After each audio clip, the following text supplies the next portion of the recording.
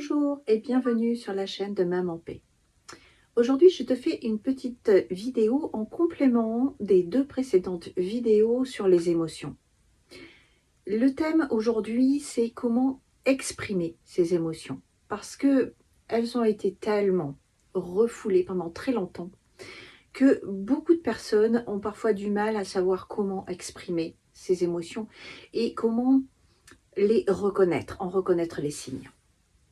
Donc aujourd'hui, je voudrais juste rappeler que les émotions, c'est quelque chose de très instinctif.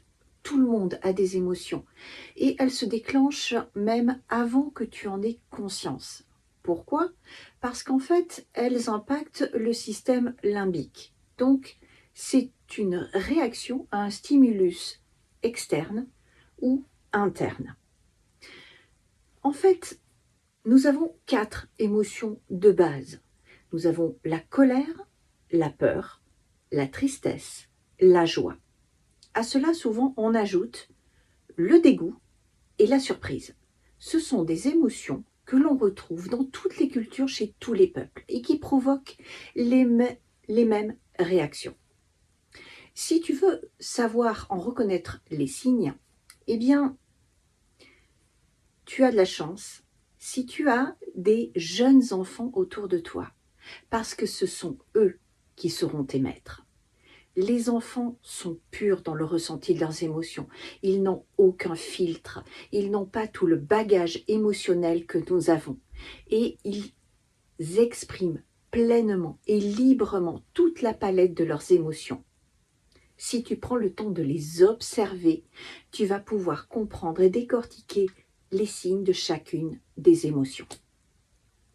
Un autre exercice, c'est de les exprimer comme si tu faisais du théâtre. Alors, pour cela, je te recommande de te mettre dans une pièce où tu ne sois pas dérangé, seul, et tu vas exprimer chacune des émotions. La première, par exemple, exprimer le stress. Pour t'aider, positionne-toi devant ton miroir. Repense à une situation où tu as été particulièrement stressé. Tu es au volant de ta voiture, tu es en retard, tu as un rendez-vous important et là, le stress commence à monter. Pour bien ressentir, crispe tes poings, crispe tout ton corps. Inspire et sois vraiment contracté au maximum de ce que tu peux l'être pour vraiment vivre cette sensation de stress. Après, tu relâches et tu décontractes tout ton corps tout en expirant, soufflant doucement. Voilà, tu as exprimé ta première émotion, le stress. Après, tu peux exprimer le dégoût.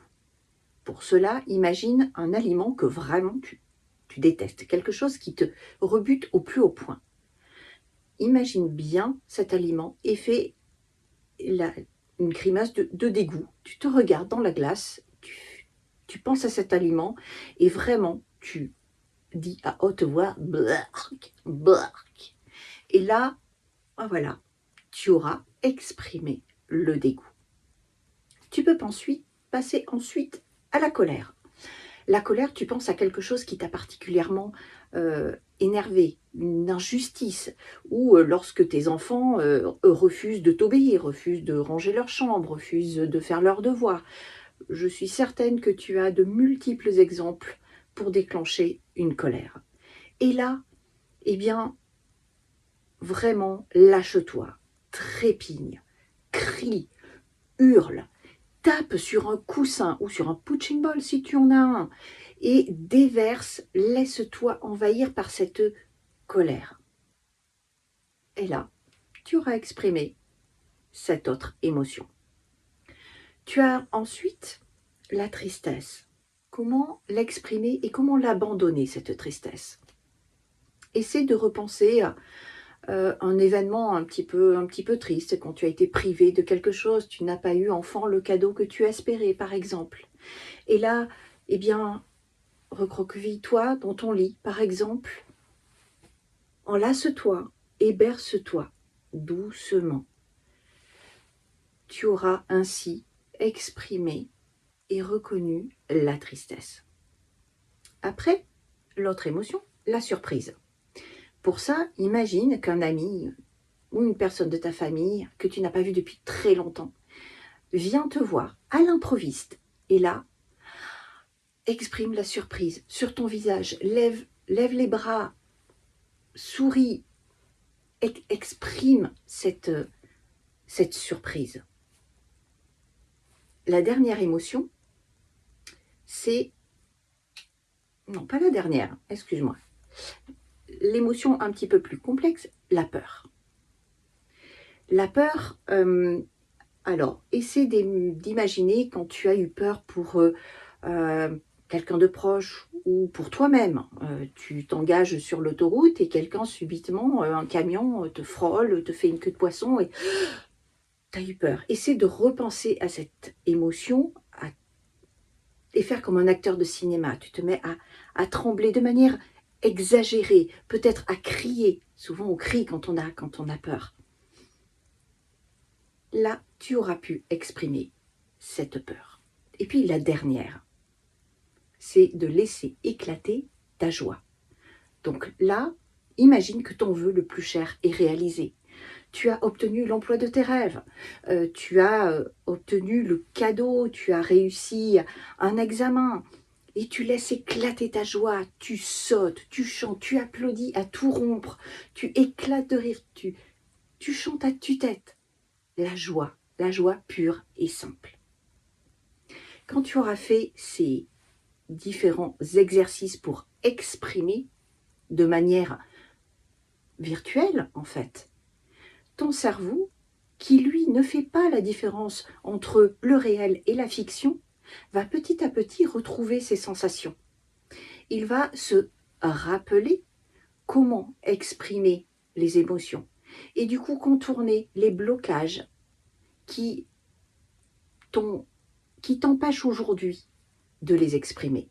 Parce que ces blocages, ce ne sont que des programmes que tu t'es auto-infligés et qui ont été bien sûr suggérés par ton entourage. Et petit à petit, tu vas réussir à les exprimer, à les accepter. Et tu peux continuer à t'entraîner en regardant des vidéos, des films. Les films sont un bon vecteur pour exprimer tes émotions. Un film émouvant va te faire verser ta larme, tu vas connaître la tristesse, le bouleversement, la surprise. Des films d'horreur vont te faire connaître la peur, etc. Tu as toute une palette d'outils qui vont te permettre d'apprendre et de te reconnecter à tes émotions. Et puis, surtout, observe et passe du temps avec tes enfants. Là, ils vont être des maîtres exceptionnels pour apprendre à exprimer tes émotions. J'espère que ces petites astuces t'ont plu, qu'elles vont te permettre d'exprimer et de te reconnecter à tes émotions.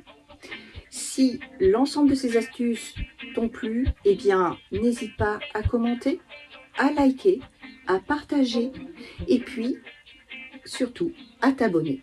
Je te dis à très bientôt sur la chaîne de Maman P pour les prochaines vidéos et les prochaines astuces sur les émotions.